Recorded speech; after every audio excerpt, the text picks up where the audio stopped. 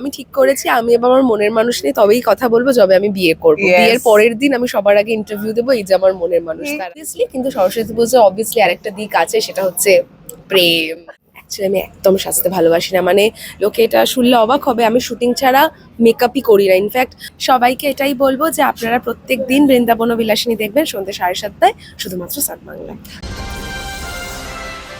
আবার আর এক সদস্যকে নিয়ে, কারণ আজকে যেহেতু আমরা যা দেখছি যে ভীষণ তামঝাম চলছে, তো কেমন আছো? খুব খুব ভালো আছি, নতুন বছর জাঁকিয়ে শীত পড়েছে, খুব মজায় আছি। আর তার জন্য happy new year. Happy new year to you to you all. খুব সুন্দর একটা মানে লুকে আছো। কেমন লাগছে? মানে একটা তো অন্যরকম বিষয় হতে চলেছে, কি হচ্ছে একটুখানি? এটা কিন্তু আমার লুক নয়, আমার লুকটা এখনো আমি রেডি হইনি। এটা হচ্ছে আমার প্রি ফ্যাশন লুক। ফ্যাশনে আমি কি পরছি সেটা কিন্তু এখনো ক্রমশ প্রকাশ্য। ওকে, তো কতটা এনজয় করছো? মানে একটা মানে চরিত্রের মধ্যে একটা ফ্যাশন শো এখানে ঢুকেছে, মানে একটা সিনের মধ্যে, তো সেটা নিয়ে কতটা এনজয় করছো? খুবই এনজয় করছি। ইনফ্যাক্ট রুক্মিণী চরিত্রটা এমনি খুব ফ্যাশনেবল, তো আমি সবসময় এখানে নতুনত্বভাবে সাজার সুযোগ পেয়ে এসেছি। সেটা খুবই একটা মনোরঞ্জনের বিষয়। এবং ফ্যাশন উইক হচ্ছে, সুন্দর করে একটা রানওয়ে তৈরি করেছে আমাদের আর্টের দাদারা। ফার্স্ট বার র্যাম্প ওয়াক করবো আমি আমার লাইফে। ফার্স্ট টাইম, কতটা এক্সাইটেড? প্রচন্ড এক্সাইটেড, মানে I never had a walk, so সেখানে আমি প্রথমবার সুযোগ পাচ্ছি, having a lot of fun.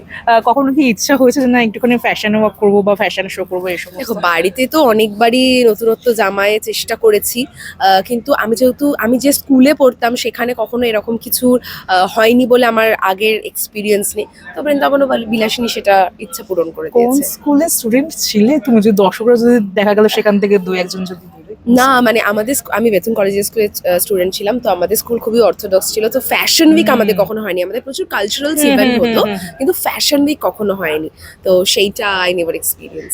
সামনে সরস্বতী পুজো, তো সরস্বতী পুজোর কি প্ল্যান আছে? সরস্বতী পুজো অবভিয়াসলি আমার অনেক বন্ধুর বাড়িতে পুজো হয়, সেখানে যাব। স্টুডিওর পুজো হয়, সেখানে যাব। স্কুলে কলেজে যাওয়ার ইচ্ছা আছে, প্রত্যেক বছরই প্ল্যান করি, দেখি যদি সময় হয়ে ওঠে যাবো। প্রচুর প্রচুর প্ল্যান, দেখি কতগুলো এক্সিকিউট হয়।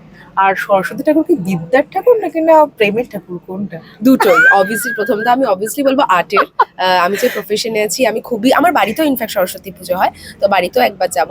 তো অবভিয়াসলি কিন্তু সরস্বতী পুজো অবভিয়াসলি আরেকটা দিক আছে, সেটা হচ্ছে প্রেম। তো সেই মনের মানুষটার কি হদিশ পাওয়া গেছে?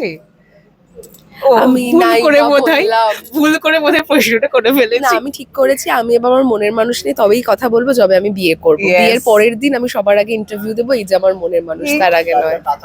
এই কি আমরা তাহলে বিয়েতে যাবো না? তো নিশ্চয়ই সবাইকে ইনভাইট করবো, তো বিয়েতে ইনভাইট করবো। বিয়ে করার পর আমি একদম প্রেসে একদম বিবৃতি দেবো যে এইটা আমার আমার বর।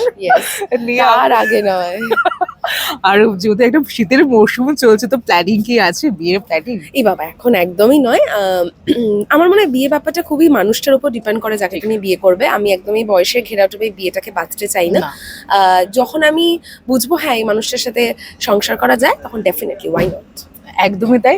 আর আর হচ্ছে যে তোমার যে ফ্যাশন শোতে যে ড্রেসটা আছে, তো সেটা কি তুমি নিজে দেখেছো এখনো পর্যন্ত? হ্যাঁ, আমি দেখেছি, আমি কালকে শুটও করেছি। ইনফ্যাক্ট আমাদের যে প্রোমোটার রিলিজ করেছে সেটাতেও এসেছে, কিন্তু এই মুহূর্তে আমার যে শর্টস গুলো যাচ্ছে সেটা আগের পোর্শনে, তাই জন্য এখন আমি ওইভাবে রেডি হয়ে যাই। আর বাস্তবে তুমি সাজতে কতটা ভালোবাসো একটু শুনবো? অ্যাকচুয়ালি আমি একদম সাজতে ভালোবাসি না, মানে লোকে এটা শুনলে অবাক হবে, আমি শুটিং ছাড়া মেকআপই করি না। ইনফ্যাক্ট মানে আমার সোশ্যাল লাইফে তুমি দেখলেও দেখবে যে আমি যখন কোনো বিয়ে বাড়িতে যাই বা কোনো পার্টিতে যাই, আমি অলমোস্ট উইদাউট মেকআপ যাই। আমার মেকআপ একদমই ভালো লাগে না, প্রবাবলি এই জন্য যেহেতু রোজ করতে হয়, তাই মানে I don't enjoy doing makeup. কিন্তু হ্যাঁ, যখন শুটিংয়ে আসি ওরা সুন্দর করে আমাকে সাজিয়ে দেয়, এনজয় দ্যাট আ লট।